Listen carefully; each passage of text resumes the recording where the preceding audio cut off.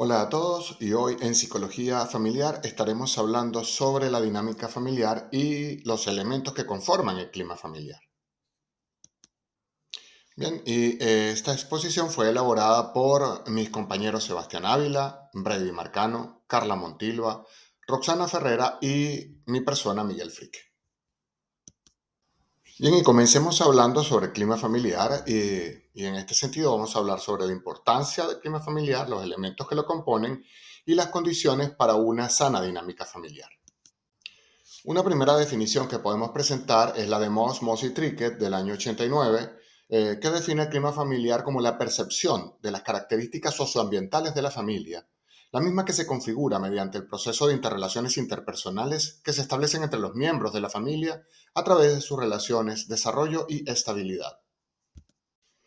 Otro autor, Benítez, señala que el clima familiar está relacionado con las interacciones que los padres desarrollan con los hijos y en el hogar, las que pueden variar en cantidad y calidad. Esa interacción ejerce una gran influencia en las diferentes etapas de vida, facilitando o dificultando las relaciones en las diferentes esferas de actividad, como lo son la educativa, la formativa, la social y la familiar. Podemos decir entonces, parafraseando estas dos definiciones, que el clima familiar es el conjunto de interacciones que se dan en el seno familiar y que contribuyen al desarrollo y al bienestar individual en los distintos ámbitos y momentos de la vida. Y bien, ¿cuál es la importancia de un adecuado clima familiar? En primer lugar, es evidente que favorece la autoestima y el autoconcepto del individuo.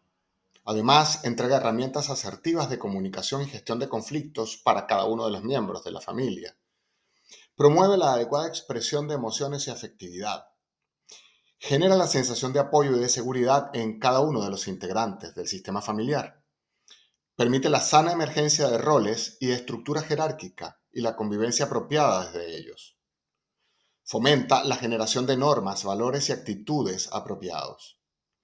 Facilita los procesos de sociabilización y adaptación a nuevos grupos sociales. Favorece el rendimiento académico y laboral en el desempeño cotidiano de cada uno de los individuos y entrega adecuados modelos y referentes en la conformación de nuevos núcleos familiares. Bien, hablemos ahora sobre los distintos elementos que conforman el clima familiar. El primero de ellos tiene que ver con los roles, los cuales se refieren a las expectativas y normas que la familia tiene con respecto a la conducta de la persona que ocupa una posición particular. Incluye las actitudes, los valores y los comportamientos adscritos por la sociedad a todo individuo que se ubique en ese lugar específico de la estructura. En la familia, los miembros pueden ubicarse, por ejemplo, en el puesto de padre, madre, hijo, hermano o abuelo, dependiendo de cómo esté constituida esa familia en particular. Cuando se asigna una posición, al mismo tiempo se están delimitando responsabilidades y privilegios, a la vez que se establece un nivel relativo en las dinámicas de poder y liderazgo. Existen básicamente tres tipos diferentes de roles. El que llamamos rol prescrito es la conducta que se espera de quien ocupa una determinada posición, de allí que está supeditado a las ideas que tienen los demás con respecto a ese rol. El rol percibido, que es el conjunto de conductas que el ocupante de una posición cree que debe llevar en la práctica. Esa percepción que tiene cada integrante de la familia se basa, por ejemplo, en modelos observados por el individuo en sus familias de origen. Y el rol desempeñado, que es la forma en la que una persona ejecuta definitivamente un rol específico, es decir, las conductas que lleva a cabo realmente en la vida cotidiana. Y otro elemento que compone el clima familiar es la comunicación, la cual está referida a la forma en que los miembros de la familia interactúan e intercambian información. La comunicación en la familia ayuda definitivamente a crear y mantener un clima afectivo en el hogar. Además, favorece que sus miembros sean capaces de expresar emociones, sentimientos y preocupaciones de manera sana. Hay básicamente tres tipos de comunicación en la familia. La asertiva, cuando se es capaz de expresar sentimientos, ideas y opiniones, defendiendo los derechos y respetando los de los demás. Por ejemplo, un padre que expresa su molestia sin agredir y preguntando a su hijo de forma firme pero amable por qué se comportó de una manera inapropiada. La comunicación pasiva, cuando el individuo se preocupa por satisfacer a los demás, no defiende sus propios derechos y si para ello tienen que dejar de lado los de los demás. Por ejemplo, una esposa que guarda silencio ante el exceso de autoridad de su marido para evitar una discusión mayor. Y la comunicación agresiva, cuando el individuo no respeta los derechos, sentimientos e intereses de los demás. Por ejemplo, el adolescente que, llevado por su propia necesidad de hacer algo inapropiado, se impone e irrespeta a sus padres.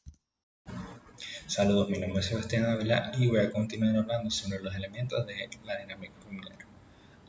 tenemos lo que son las normas. Estas son reglas que se establecen dentro del seno familiar y deben ser respetadas por todos los miembros de este grupo. Esto es para mantener el orden y la armonía en el hogar y la convivencia. Estas se fijan para que los individuos interactúen entre sí de una manera esperada. Algún ejemplo de regla puede ser llegar a una hora determinada o cumplir con actividades previamente acordadas. La afectividad es la expresión de amor y comprensión de forma verbal y no verbal a los miembros de la familia. La afectividad familiar es la base para que los miembros de la familia puedan desarrollar su seguridad y su confianza en ellos mismos y en los demás. Un ejemplo de afectividad puede ser si un hijo comete un error, se le señala lo ocurrido y se le muestra la posibilidad de aprendizaje con comprensión. Bien, ahora voy a hablar sobre las condiciones básicas para que exista una dinámica familiar sana. Estas son una adecuada distribución de roles, respeto a la jerarquía y desde ella respeto a los otros miembros de la familia. Luego, el establecimiento de una comunicación asertiva, clara y respetuosa entre los miembros de la familia, un claro y asertivo establecimiento de reglas que sean respetadas y que a su vez respeten a quien debe cumplirlas y una apropiada expresión de la afectividad entre los miembros de la familia que permita sentir seguridad, autoestima, apoyo y crecimiento. Bien, a continuación hablaré sobre los tipos de padres.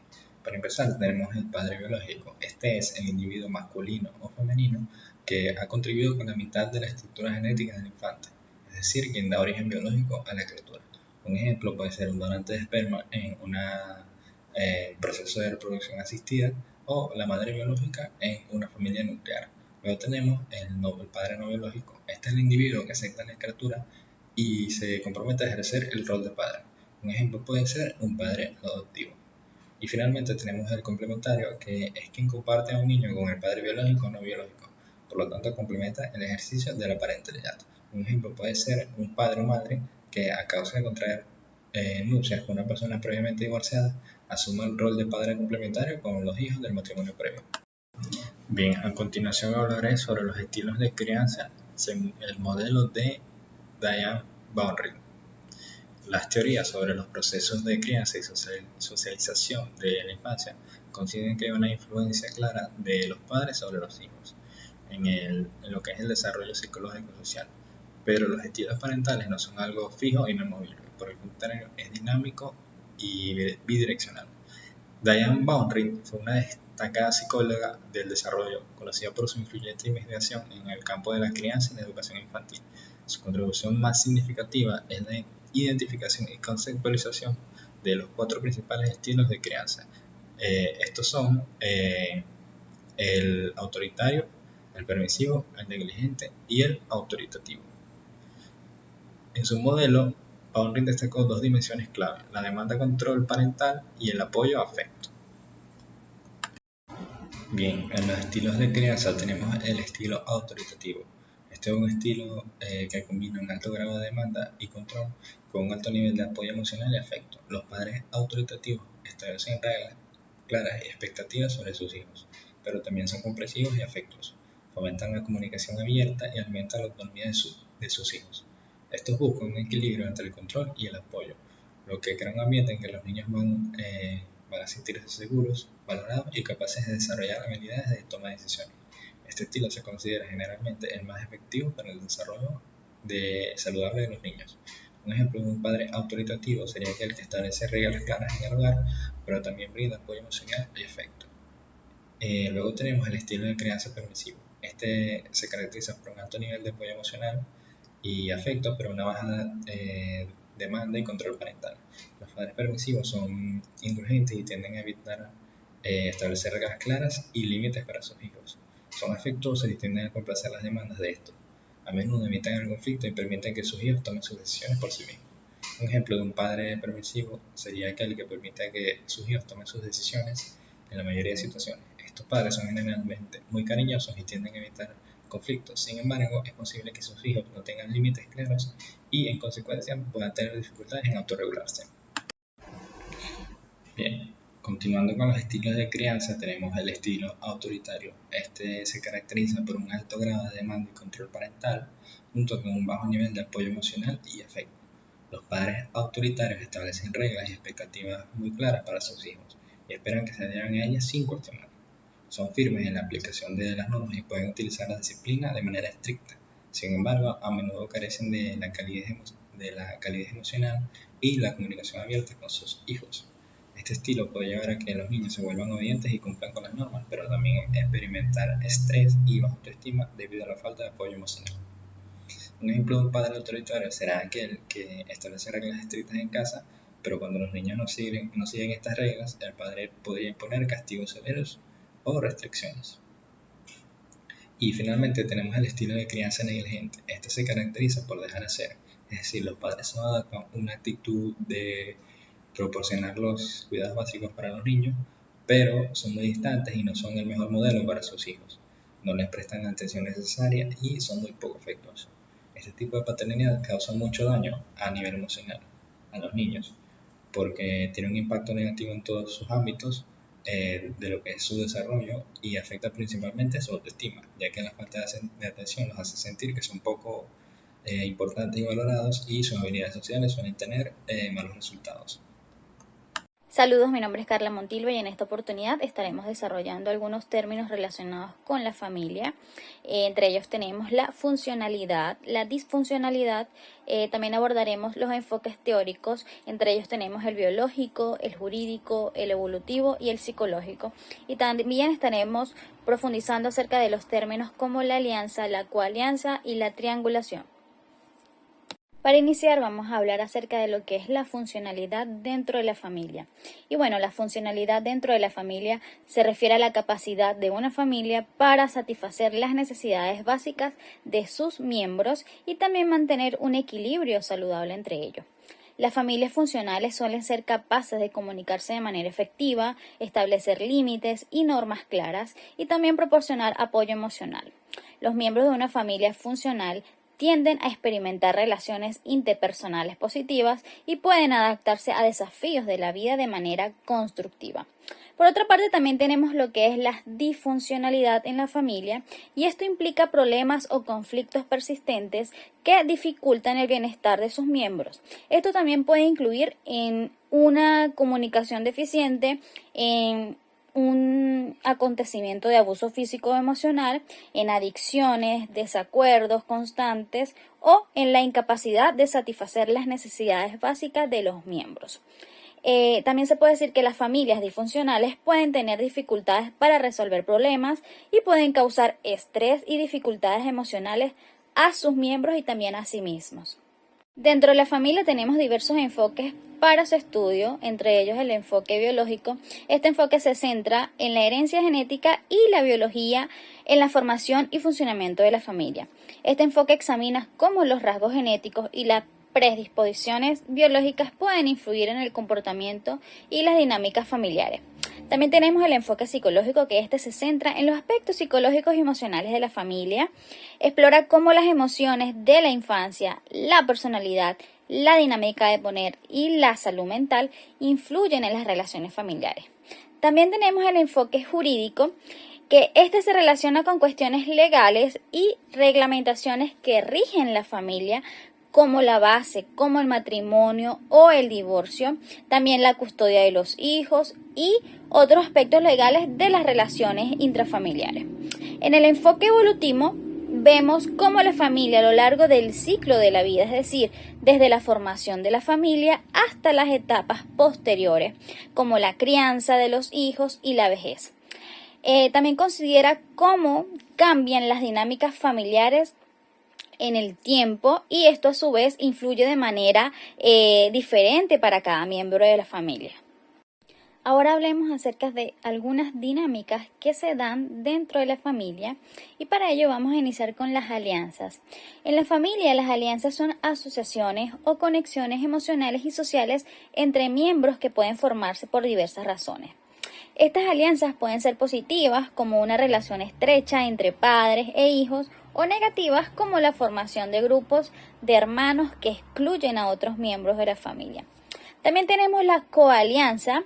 Las coalianzas son alianzas formadas por miembros de la familia que se unen para lograr un objetivo común o abordar algún problema por el cual estén atravesando.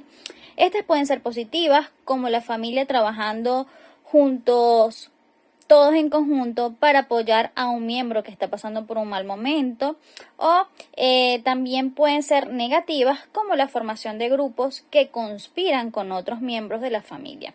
Y también tenemos la triangulación. Esta se refiere a una dinámica en la que un tercer miembro de la familia se convierte en un intermediario o mediador de un conflicto entre dos miembros. Esto puede complicar aún más la dinámica familiar, ya que la triangulación a menudo no resuelve el problema de fondo y esto puede generar más conflicto. Ahora estaremos abordando acerca del síndrome de alienación parental, pero desde el enfoque o desde un punto de vista psicológico. El síndrome de alienación parental es un concepto controvertido y no reconocido como diagnóstico médico o psicológico en la mayoría de los sistemas de salud mental y jurídicos. Este fue propuesto por el psicólogo Richard Gardner en la década de los 80 y se refiere a una situación en la que un niño desarrolla un fuerte vínculo negativo o de rechazo hacia uno de sus padres. Esto debido a la influencia del otro padre, generalmente el progenitor custodio, o también debido a figuras cercanas. Desde el punto de vista de la psicología, el SAT es altamente controversial y ha generado debates en la comunidad académica y profesional. Algunos profesionales creen que el concepto del SAT es útil para describir situaciones en las que un padre influye de manera inapropiada en la relación entre un niño y el otro padre, lo que puede ser perjudicial para el bienestar del niño. Otros argumentan que el término se utiliza en disputas legales y puede ser mal interpretado o utilizado de manera inapropiada en el sistema de justicia. Estas intervenciones pueden incluir terapia familiar, terapia individual para el niño y el padre alineante o también en cambios en la custodia. Y el objetivo es restaurar la relación saludable entre el niño y ambos padres, enfocándose en el interés superior del niño, es decir, enfocado siempre en el bienestar del niño. Bien, ahora estaremos desarrollando lo que es el divorcio, lo que es la violencia intrafamiliar y los entes que protegen a la familia, así como también su equipo multidisciplinario. Y también abordaremos lo que son los aspectos jurídicos y legales que intervienen. Un divorcio es un procedimiento jurídico que disuelve el matrimonio y pone fin a la unión conyugal y a todos sus efectos civiles, sociales y patrimoniales. Este proceso permite que las dos personas involucradas puedan continuar su vida de soltera o incluso volverse a casar. Es una figura legal presente hoy en día en casi todos los órdenes jurídicos del mundo y se da conforme a lo establecido a la ley, de modo que sus normativas y procedimientos y también los tipos varían de un país a otro. El divorcio no debe confundirse con la anulación de matrimonio, en la que en esta se declara que el matrimonio no fue válido y por ende que jamás existió. Tampoco ni con la separación de hecho, en la que dos personas disuelven un hogar sin interponer legalmente un divorcio. Sin embargo, en muchos ordenamientos jurídicos, esto último es un primer paso hacia la legalización del divorcio. Saludos, mi nombre es Roxana Becerra y en continuación con la exposición indicaré los tipos de divorcio y entre ellos se encuentran. Primero, la separación emocional, que sería el distanciamiento emocional entre la pareja en el que ambos están de acuerdo o la decisión se toma unilateralmente. El segundo sería el divorcio legal. Este es el reconocido por la ley y requiere tomar medidas relacionadas con propiedades, hijos y otros aspectos legales. El tercero sería la ruptura social. Este implica que los miembros de la pareja se alejen del entorno social que compartían anteriormente. El cuarto sería la distribución de bienes. Esta hace referencia a la repartición de los activos acumulados durante toda la relación de pareja, o sea, todo lo que lograron comprar, adquirir durante el tiempo que fueron pareja. El quinto sería el cambio de la dinámica.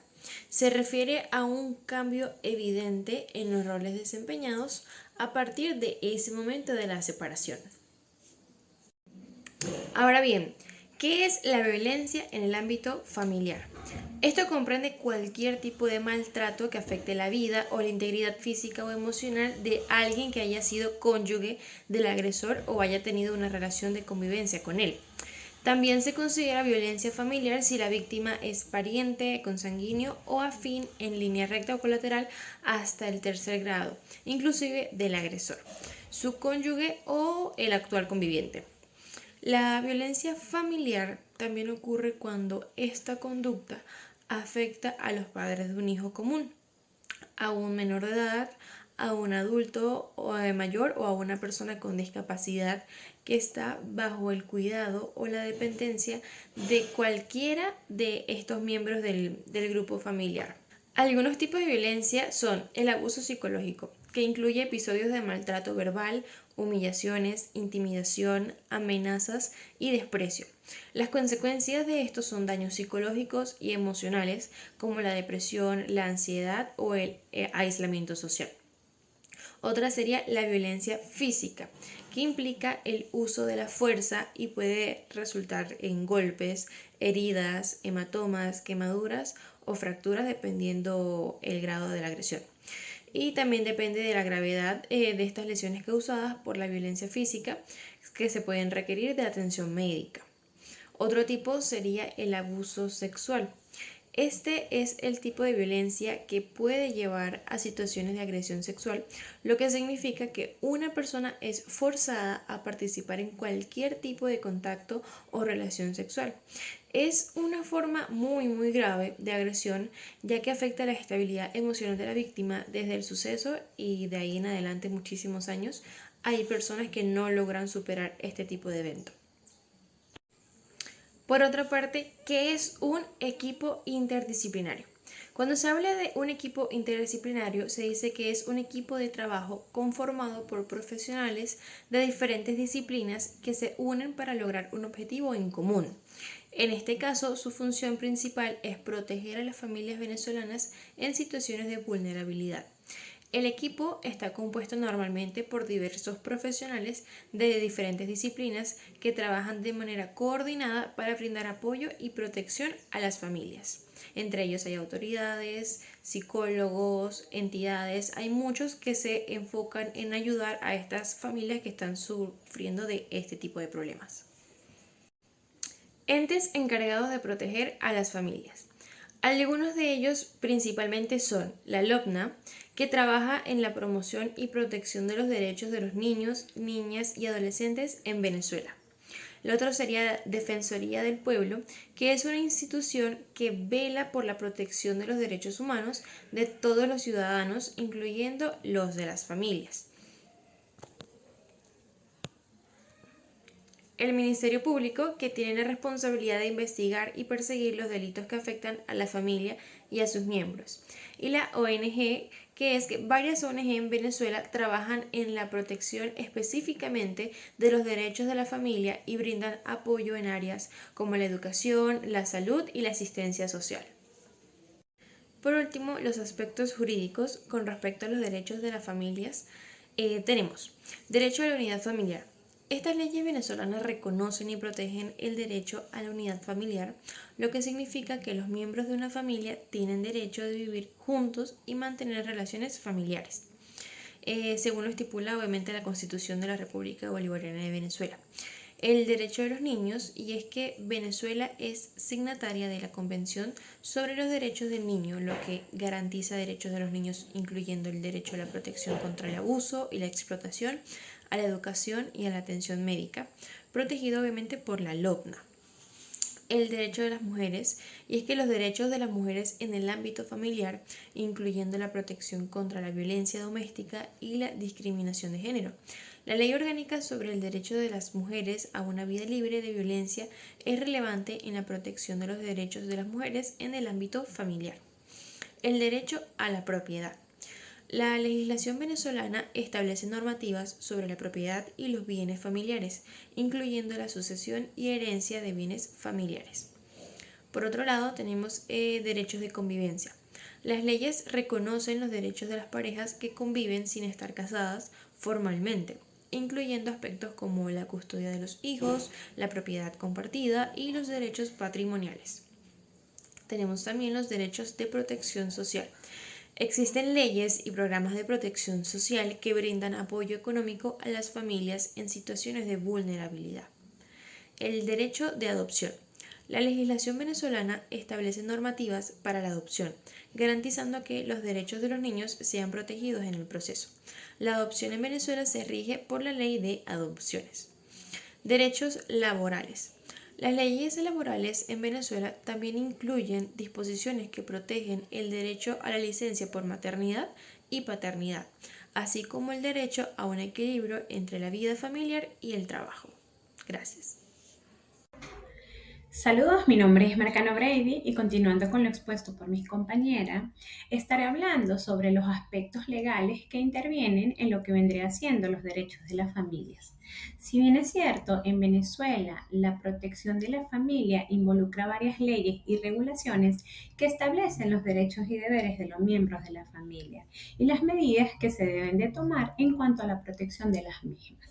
Tal es el caso de la Constitución de la República Bolivariana de Venezuela, la cual establece los principios fundamentales que garantizan los derechos de las familias y la protección de cada uno de sus miembros, mientras que la Ley Orgánica para la Protección de Niños, Niñas y Adolescentes se centra en la protección de los mismos, estableciendo medidas de protección, regulaciones para la adopción y la protección contra la violencia infantil.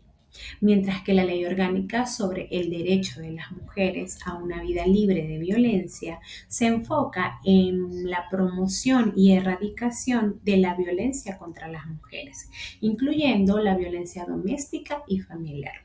El Código Civil venezolano contiene disposiciones sobre el matrimonio, el divorcio, la filiación, la patria potestad y otros aspectos legales relacionados con la familia, mientras que la Ley de Sucesiones y Adopciones establece las normas para la sucesión y la herencia, lo que es importante en la protección de los derechos de propiedad y bienes familiares, mientras que la Ley de Adopción en Venezuela garantiza que se protejan los derechos de los niños involucrados. Del mismo modo, la Ley Orgánica del Trabajo, los trabajadores y las trabajadoras contiene disposiciones relacionadas con los derechos laborales de los trabajadores, incluyendo la licencia por maternidad y paternidad. También está la Ley de Convivencia Familiar Comunitaria, la cual se encarga de regular la convivencia de parejas no casadas formalmente y establece derechos y deberes de las parejas y sus hijos.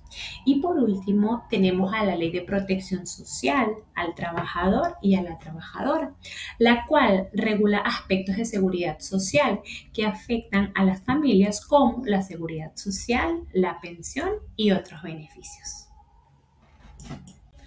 En cuanto a la pérdida de un miembro de la familia, es importante resaltar lo que vendría siendo el duelo y la forma en la cual se implementarían técnicas y estrategias a nivel psicológico para los miembros involucrados, además de resaltar los objetivos que se pueden llegar a lograr durante el proceso.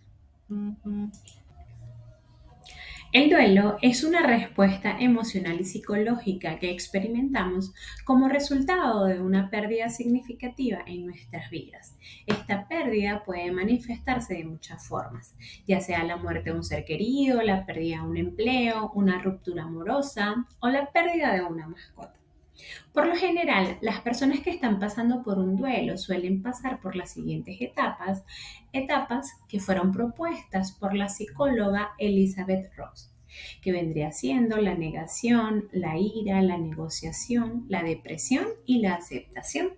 Es importante destacar que no todas las personas experimentan estas etapas en el mismo orden o de la misma manera, y algunas pueden regresar a etapas anteriores antes de llegar a lo que es la aceptación. Además, el duelo es un proceso individual y personal, y la duración de cada etapa puede variar ampliamente de una persona a otra.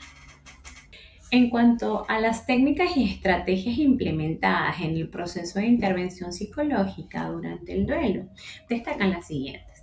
La técnica de reestructuración cognitiva, la cual es de gran utilidad en el tratamiento de diversas distorsiones cognitivas, relativamente frecuente en algunos tipos de duelos complicados como lo son el principio del todo o nada, la generalización excesiva, la abstracción selectiva o la personalización, así como el psicodrama, que se encarga de estimular al paciente a que represente su rol como familiar y el del fallecido. En cuanto a las técnicas de resolución de problemas, son de gran ayuda cuando la persona en tratamiento no está acostumbrada a tomar decisiones en solitarios. Del mismo modo, ocurre con las conversaciones con fotos, en donde se utilizan las fotografías para estimular recuerdos y emociones. Inicialmente conviene estimular los recuerdos positivos para más adelante poder ir introduciendo los más ambivalentes o directamente negativos.